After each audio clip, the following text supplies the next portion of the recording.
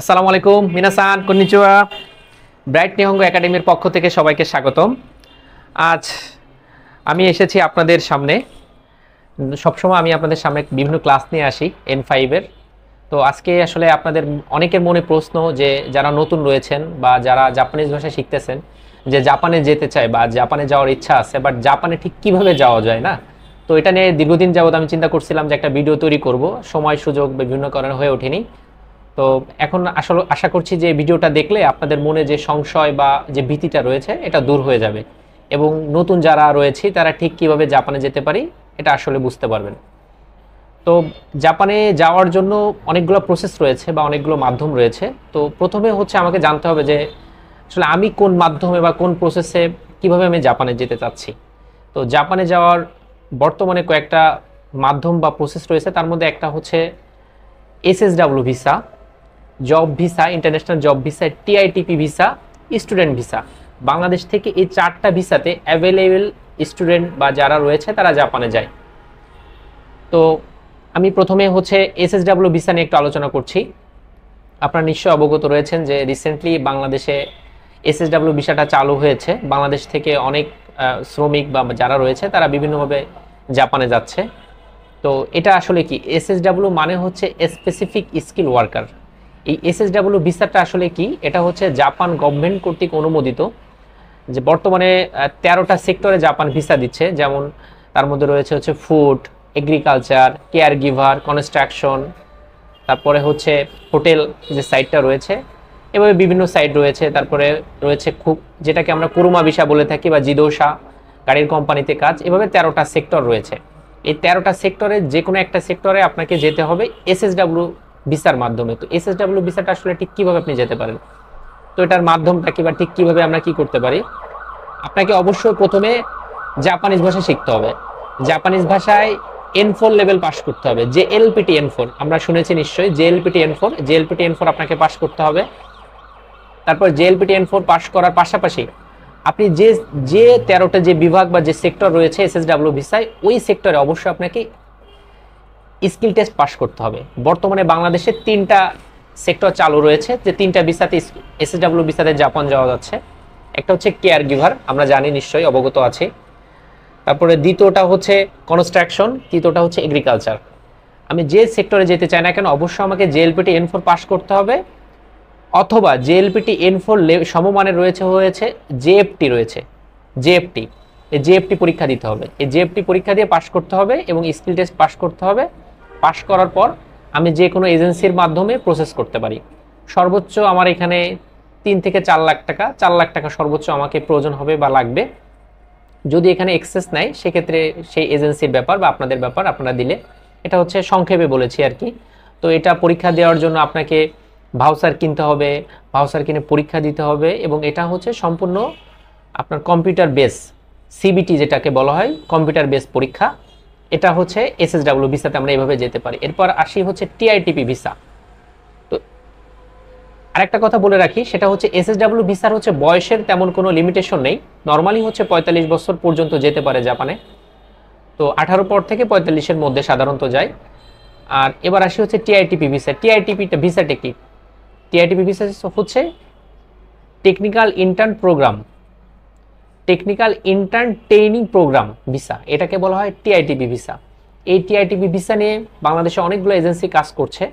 তো এই TITP ভিসাটা হচ্ছে সর্বনিম্ন SSC পাস থেকে যাওয়া যায়, বাট বাংলাদেশে যারা এটা নিয়ে কাজ করে তারা ইন্টারমিডিয়েট পাস অথবা ডিপ্লোমা পাস যারা আছে তাদের নিয়ে কাজ করে থাকে। এই TITP ভিসাতে প্রথমে এটাও সেম প্রসেস, তবে TITP-তে আপনার N5 হলে অ্যাপ্লাই করা যায় এবং জাপানে যাওয়া যায়। তো আপনাকে প্রথমে N5 দিতে হবে, পাস করতে হবে। পাস করার পর যে এজেন্সি এটা নিয়ে কাজ করে তাদের সাথে কথা বলতে হবে। কথা বলার পর তারা আপনাকে ওই বিষয়ে দক্ষ করে তুলবে, আপনাকে ওই বিষয়ে ট্রেনিং প্রদান করবে। জাপানিজদের সামনে আপনাকে স্কাইপি দিতে হবে। স্কাইপি দেওয়ার পর বাদবাকি প্রসেস সম্পূর্ণ কমপ্লিট করে তারপর আপনাকে জাপানে যেতে হবে। তবে আমরা সাধারণত আমাদের কাছে যদি কেউ পরামর্শ চাই তাহলে আমরা সাধারণত TITP প্রোগ্রামে না যাওয়ার পরামর্শ দিয়ে থাকি। TITP প্রোগ্রামটা সাধারণত 3 বছরের হয়ে থাকে। মানে এটা হচ্ছে আপনি ওইখানে যে ট্রেনিং প্রোগ্রাম, যেমন আমরা অনেক সময় থাকি না বাংলাদেশে হচ্ছে বিভিন্ন জায়গা আমরা ইন্টার্নি করে থাকি। ইন্টার্নি করার মাধ্যমে কি তারা আমাকে কিছু সম্মানই দেয়। তো অনেকটা TITP-তে হচ্ছে এমন ভিসা। তবে পরবর্তীতে TITP থেকে আপনি SSW ভিসা তে কনভার্ট হতে পারবেন, সেটা 3 বছর পরে আর কি, বা সেটা যদি কোম্পানির সাথে আপনার সুসম্পর্ক থাকে তার ভিত্তিতে নির্ভর করছে আর কি এটা। তবে এসএসডব্লিউ ভিসাটা অনেক ভালো, এখানে অনেক রকম ফ্যাসিলিটি রয়েছে যেটা টিআইটিপি ভিসাতে নাই।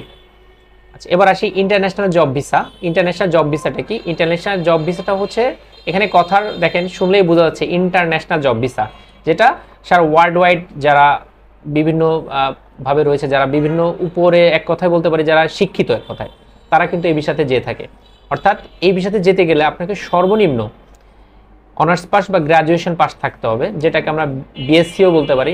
ইঞ্জিনিয়ারিং যারা রয়েছে বিএসসি পাস, যারা অন্য সেক্টর রয়েছে বিবিএ, এমবিএ, গ্র্যাজুয়েশন কমপ্লিট করে আপনাকে এই সেক্টরে যেতে গেলে অবশ্যই অ্যাপ্লাই করতে হবে। এবং আপনি যদি বলেন যে আমি ডিগ্রি পাস করছি, তাহলে হয়তো যাওয়া যাবে না, আপনাকে অবশ্যই এই সেক্টরে যেতে গেলে গ্র্যাজুয়েশন পাস থাকতে হবে। তো এটা করার পর গ্র্যাজুয়েশন পাস থাকলে এখানে ল্যাঙ্গুয়েজটা ম্যান্ডেটরি না, N5 N4 ম্যান্ডেটরি না, তবে আপনি যে কোম্পানিতে যাবেন তারা সাধারণত মানে এটা বলে থাকে যে আপনাকে N5 পাস করতে হবে বা N4 লেভেলটা পাস করতে হবে। তাহলে কি হয়, আপনি সেখানে যে কমফোর্টলি জবটা করতে পারবেন। বাট আপনি চাইলেই যেতে পারবেন, যে কোনো এজেন্সির মাধ্যমে অ্যাপ্লাই করে আপনি যেতে পারবেন। এখানে সর্বোচ্চ টাকা 9-10 লাখ টাকা সর্বোচ্চ লাগে, কিন্তু বিভিন্ন এজেন্সি আমি শুনে থাকি যে তারা 14 লাখ, 15 লাখ, 18 লাখ টাকা নেয়। এটা আপনাদের ব্যাপার, আপনারা তাদের সাথে কথা বলে যাবেন। এখানে অ্যাপ্লাই করার পরে সিও 3 থেকে 4 মাসের মধ্যে বের হয়ে যায় বা বের হওয়ার কথা, কিন্তু নর্মালি সিও পেতে পেতে আপনার অনেক এজেন্সি আছে বা বিভিন্ন কারণে ইমিগ্রেশনের কারণে 7-8 মাসও লাগে। তবে সর্বোচ্চ 7 থেকে 8 মাস, এর বেশি কিন্তু প্রয়োজন হয় না। তবে সাধারণত 4 থেকে 5 মাসের মধ্যে সিওটা বের হয়। এখন আসি হচ্ছে স্টুডেন্ট ভিসা, যে আমাদের সেই কাঙ্ক্ষিত স্টুডেন্ট ভিসা। বাংলাদেশ থেকে সব থেকে স্টুডেন্ট ভিসাতে হচ্ছে বেশি জাপানে যেয়ে থাকে বা যায় সাধারণত। তো স্টুডেন্ট ভিসাটা কি? স্টুডেন্ট ভিসাটা আমাদের একটু জানতে হবে আর কি। অনেকেই বলে থাকি স্টুডেন্ট ভিসা মানে মনে করে হয়তো বা পড়ালেখার জন্য যাচ্ছি, যে পড়ালেখা শেষ করে হয়তো ওইখান থেকে ব্যাক করতে হবে, বিষয়টা এমন না।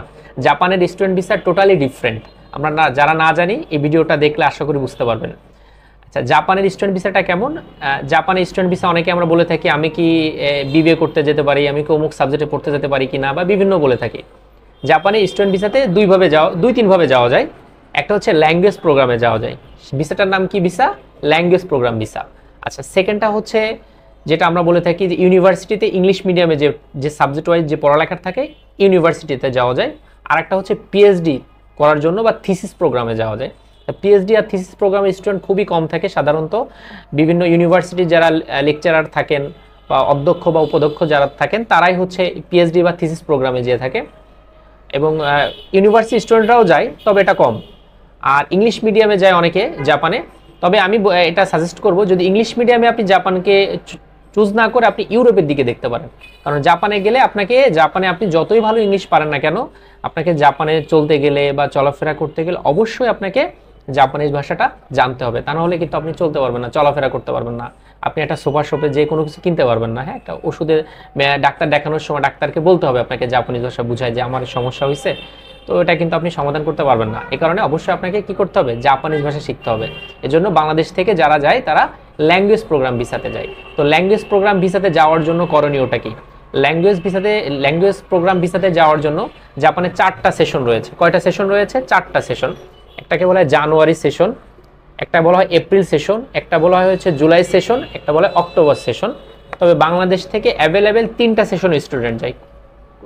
কয়টা সেশনে? 3টা সেশনে। আমি সাধারণত পড়িয়ে থাকি, তো এই জন্য পড়ানোর মতো করে বলছি আর কি।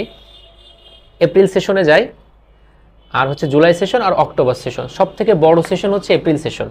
আমরা যেমন বিভিন্ন স্কুলে, যেমন প্রাইমারি স্কুলে বা হাই স্কুলে আমরা আমাদের ছোট বাচ্চাদেরকে বা ছোট ভাইদের বা বোনদেরকে পড়ানোর জন্য ভর্তি করি না, তো আমরা কি করি? জানুয়ারি থেকে করি বা ডিসেম্বরের দিকে করি। কিন্তু জাপানেও তদ্রূপ এমন। যারা ল্যাঙ্গুয়েজ প্রোগ্রাম ভিসাতে যায় তারা এপ্রিল সেশনটা বেশি ধরে। এপ্রিল সেশনটা হচ্ছে হিউজ পরিমাণে, প্রত্যেকটা ল্যাঙ্গুয়েজ স্কুলে অনেক সিট থাকে। হ্যাঁ, আর তারপরের সেশনটা ছোট সেশন হচ্ছে জুলাই সেশন, মানে সীমিত সংখ্যক সিট, সীমিত সংখ্যক স্টুডেন্ট যায়। আর একটা সেশনটা হচ্ছে অক্টোবর সেশন। এই অক্টোবর সেশনে আপনাকে যেতে গেলে এই এপ্রিল সেশনের পরের সেশন, অর্থাৎ বড় সেশনটা হচ্ছে এপ্রিল সেশন, তারপরের সেশন হচ্ছে অক্টোবর সেশন, তারপরে হচ্ছে জুলাই সেশন। এই 3টা সেশনে বাংলাদেশ থেকে বিভিন্ন এজেন্সি এটা কাজ করে থাকে। তো হচ্ছে আপনি যদি মনে করেন যে আমি এপ্রিল সেশনে জাপানে যাব, তাহলে আপনি যদি মনে করেন আমি 3 মাস আগে অ্যাপ্লাই করব, না, আপনি যেতে পারবেন না। আপনাকে কমপক্ষে 7 থেকে 8 মাস আগে এটাকে প্রস্তুতি নিতে হবে।